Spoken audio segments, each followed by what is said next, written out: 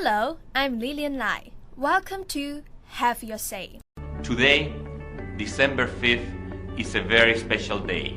AFS celebrates the annual International Volunteer Day, joining thousands of other organizations around the world by thanking our volunteers.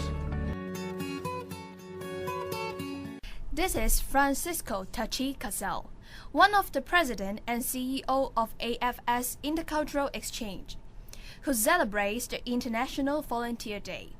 In today's show, we are going to explore the extraordinary experience of some Hong Kong-based volunteers who contribute their time and hearts to volunteer abroad. In 1985, the United Nations designated as the International Volunteers Day, a day set aside to thank the volunteers around the world for their continued efforts at increasing public awareness of their contribution in the international community. How are volunteers helping victims in the conflict zones?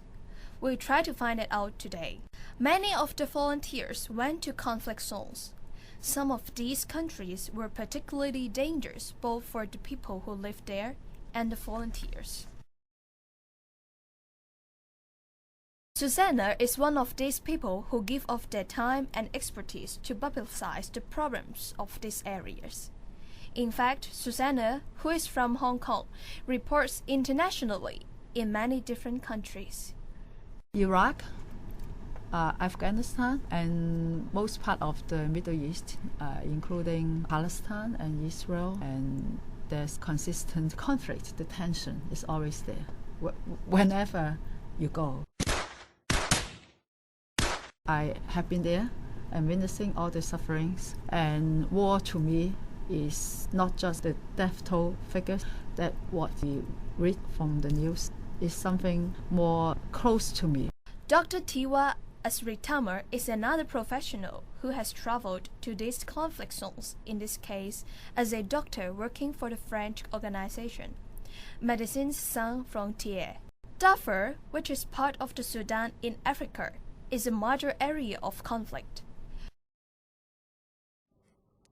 The Darfur conflict is a long struggle between ethnic Arabs and the Darfur people who consider themselves to be ethnically African. This struggle has raged for over 6 years now.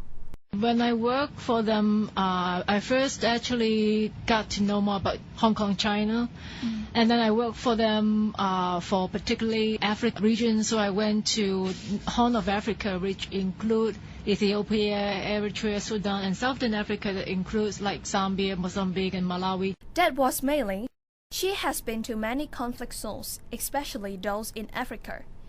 In that vast continent, there are areas of conflict which are unknown to many people in Hong Kong. To most of the Hong Kong people, battle zones are dirty, poor, and full of sickness, and are always associated with black people. However, Mei Ling perceives the poor in other ways.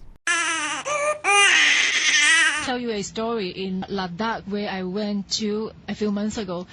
Ladakh actually opened like in the 70s, and at that time somebody asked a person in the village, do you have poor houses in these areas?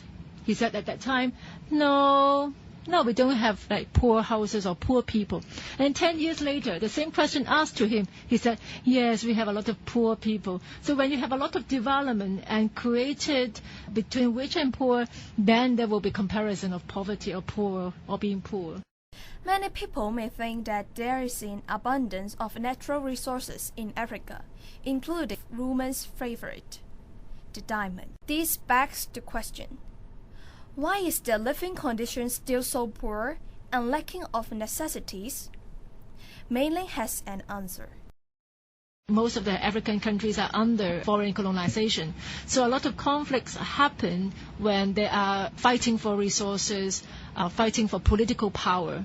So, what are their living conditions? In my place where I was assigned, there was no health system. There was no health place. So MSF built the health clinic there, patient clinic, inpatient clinic, nutrition program, and child health care. That was Dr. Tira. The conditions are tough there. So, What can volunteers do in order to help the victims? I always like to be volunteer. I think mainly because a lot of volunteer relationship is a very equal relationship. You are not a donor or person who actually need support or financial resources. You can actually work as a volunteer, as equal partner. You plan together with the people and you implement the program and you evaluate the program together. You cannot imagine that this clinic made by the concrete building, because we made it with the tent. So the clinic is under the tent. Working as a volunteer in war zones is not easy. Again, Dr. Tira. A gunshot injury, had an operation, so you can hear the gunshot very near, very close to you, and even I didn't know whether I can hear again. Susanna met a group of volunteer peacemakers during her journey.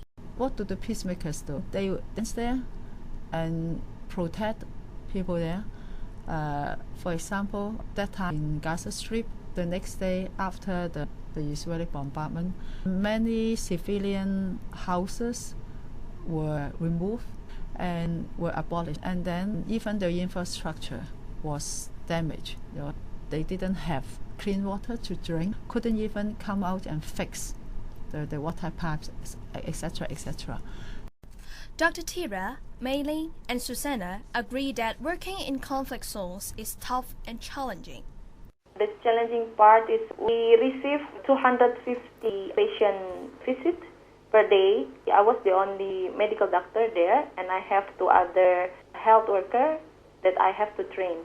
This is because it is difficult to find skilled people who want to work in such dangerous places with very low pay. Difficulties to find any medical person who were willing to go to this area because of the conflict setting. Indeed, not every volunteer can escape from the violence and go back home.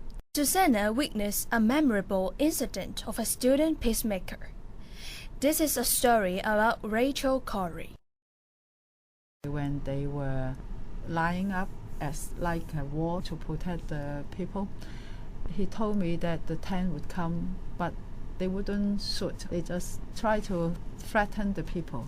But at that time, when the tank was coming, it really fired. I was so nervous, and I went away a while, and I looked back. The human shield was still there. This is just a single case of what is happening in the war zones. A Taiwanese musician created a song for her. People on this planet who love you planted seeds of goodness and brightness inside, so that every loved one in your heart will harvest happiness and sunshine. I've traveled through many countries, both foreign and home to me. Let me sing to thank the earth for her nourishment. This kind of life bores me, its mere existence and death. Now, let me sing this song, and to life's serendipity. Therefore, Susanna found fear as the most challenging part. Someone said before, the most fearful thing is fear by itself. So the most challenging thing is, in the first place, how to overcome the fear in your heart. Although working as a volunteer in war zones may mean giving up large salaries, joyful weekends, and even life, still, all of them will continuously work for the victims there.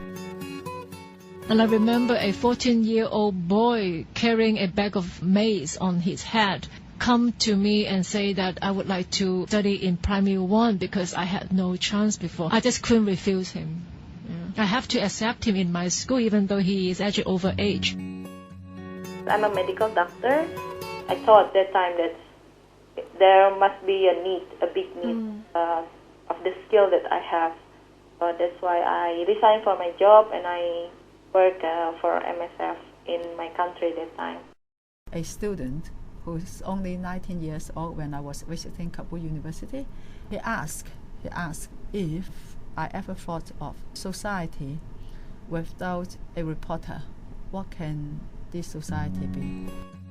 In short, Everyone can be a volunteer in the battle songs and contribute what skills they have. I think everybody who want to work for conflict and have these qualities can actually contribute. I think what I can do for the people there is to write more, to break the ignorance of the people, to give a voice or to draw the attention of people to what's actually happening there. Everyone, including you and I, can also help victims in battle zones in different ways. For Have Your Say, I'm Lilian Lai.